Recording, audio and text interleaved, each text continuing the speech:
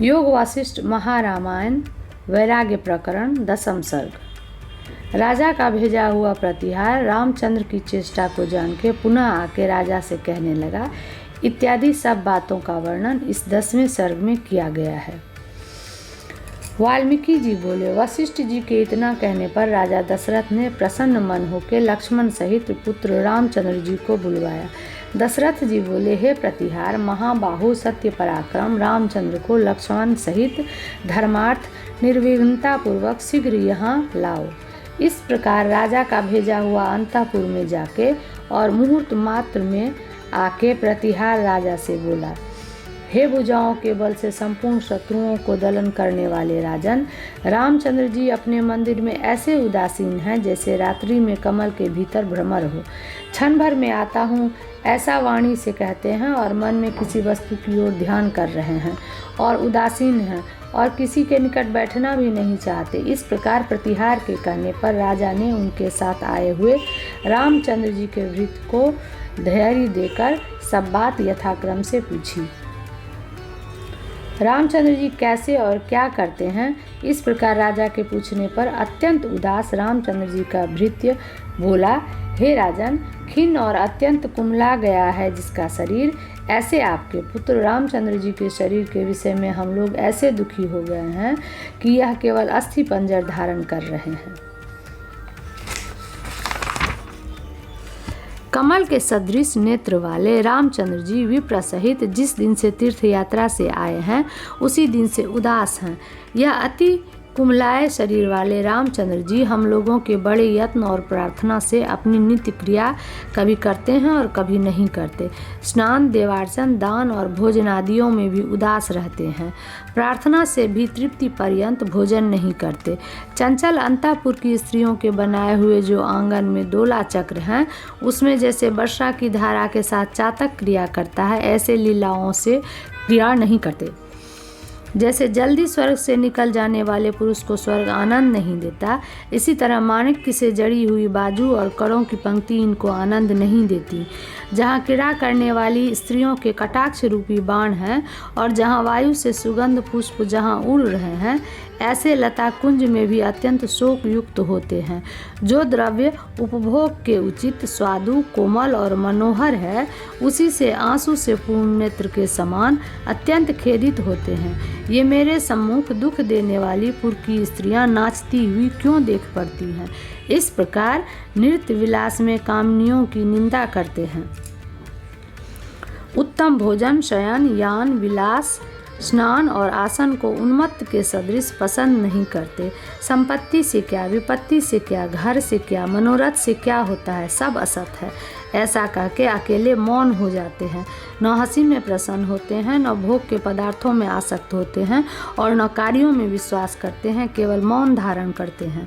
जिस प्रकार वन के वृक्ष को दीर्घ चंचल नेत्र वाली हिरनियाँ नहीं आनंद देती, इसी प्रकार जिनके केशों में पुष्प और रत्नों की चंचल मालाएं लटक रही हैं और श्रृंगार से उत्पन्न हाव भाव कटाक्ष से जिनके नेत्र तिरछे हो रहे हैं, ऐसी स्त्रियां इनको आनंद नहीं देती।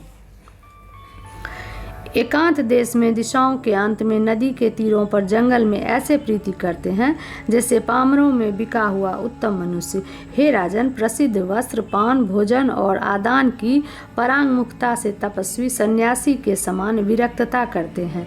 हे राजन, जन शून्य देश में अकेले निवास करते हुए अंतःकरण से न हंसते हैं, न गाते हैं और न रोते हैं। पद्मासन को मार के उदास मन बाएं हस्त पर कपोल रख के केवल बैठे रहते हैं। न कभी अभिमान धारण करते हैं, न राज्य चाहते हैं। सुख और दुख के संयोग से न कभी प्रसन्न होते हैं, न उदास होते हैं। यह हम लोग नहीं जानते कि क्यों ये जाते हैं, क्या करते हैं, क्या चाहते हैं, क्या ध्यान करते हैं, क्यों आते हैं और कैसे किस बात का अनुसरण करते हैं। और शरत काल के अंत में वृक्ष के समान प्रतिदिन दुबले होते जाते हैं, प्रतिदिन पीले होते जाते हैं और प्रतिदिन वैराग्य को प्राप्त होते जाते हैं। हे राजन, शत्रुघ्न और लक्ष्मण उन्हीं का अनुसरण कर रहे हैं, उनके प्रतिबिंब के समान स्थित हैं। नौकरों के, राजाओं के और माताओं के बार बार पूछने पर कुछ नहीं ऐसा कह के चेष्टा रहित पुनः मौन हो जाते हैं। क्षण मात्र सुखदायी परिणाम में, दुखदायी भोगों में मन को मत लगाओ। ऐसी शिक्षा समीप आए हुए विवेकी मित्र को देते हैं। नाना प्रकार के विभव से रमणीय विलास स्थान में प्राप्त स्त्रियों में स्नेह रहित उनको सम्मुख स्थित अपने नाश के ही समान देखते हैं। हमने अपनी आयु परिश्रम बिना परम पद की प्राप्ति से वर्जित संसार की चेष्टाओं से व्यर्थ बिताया, ऐसा स्पष्ट और मधुर शब्दों में बार बार गान करते हैं। जो कोई निकट स्थित अनुचर यह कहता है कि आप सम्राट हो, उसके उन्मत्त के समान कहने पर दूसरी ओर चित्त करके हंस देते हैं। न किसी की सुनते हैं, न किसी की ओर देखते हैं। सब प्रकार से उत्तम वस्तु पाकर भी उपेक्षा करते हैं। जैसे आकाश रूपी महाजंगल में आकाश रूप कमलिनी हो, ऐसा ही इनका मन है। इसी से इनको विस्मय नहीं होता। जैसे वृष्टि की धारा बड़े भारी पाषाण को तोड़ नहीं सकती, ऐसे ही उत्तम स्त्रियों के मध्य प्राप्त होने पर भी उनके दुर्भेद मन को कामदेव के बाण भेदन नहीं कर सकते।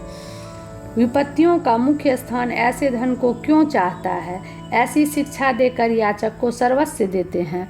यह संपत्ति, यह विपत्ति, यह सब कल्पना में, यह जगत मन से उठा हुआ भ्रम मात्र है। ऐसे श्लोकों को पढ़ते हैं।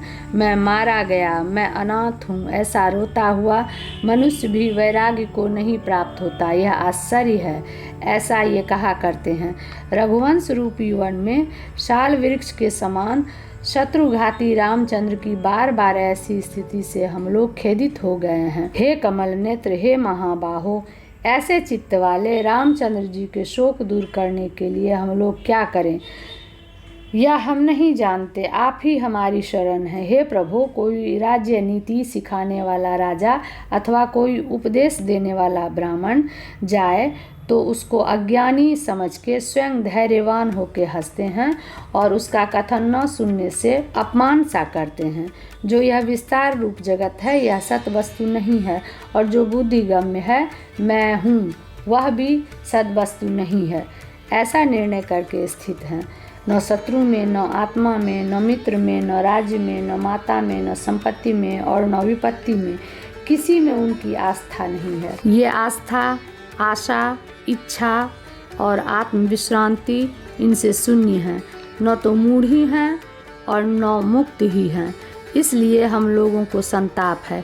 क्या धन से होता है, क्या माताओं से होता है, क्या राज्य से होता है, क्या इच्छा से होता है, ऐसा निश्चय किए प्राण त्यागने पर तैयार हैं। भोग से, आयु से, राज्य से, मित्र से, पिता से और माता से ऐसे व्याकुल हो रहे हैं जैसे वृष्टि के अभाव से चातक। हे राजन, आप दया में तत्पर होकर पुत्र के ऊपर आई हुई शाखा के विस्तार से लहलहाती हुई जो आपत्ति रूप लता है, उसको जड़ से उखाड़ने के अर्थ उद्यत हों। हे प्रभु, वैराग्य युक्त स्वभाव वाले रामचंद्र जी को संपूर्ण विभव सहित जो बनावटी वेश धारण किए हुए यह संसार जाल है, यह विष के समान भान होता है। इस संसार में ऐसा महाबली कौन समर्थ है जो रामचंद्र जी को पुनः संसार के व्यवहार में लगावे। जैसे सूर्य अंधकार को दूर करते हुए अपनी भास्करता सफल करते हैं, ऐसे ही वह महात्मा इस संसार में कौन है जो दुख रूपी अंधकार को रामचंद्र जी के मन से दूर करके अपने उपदेश सामर्थ्य को सफल करे।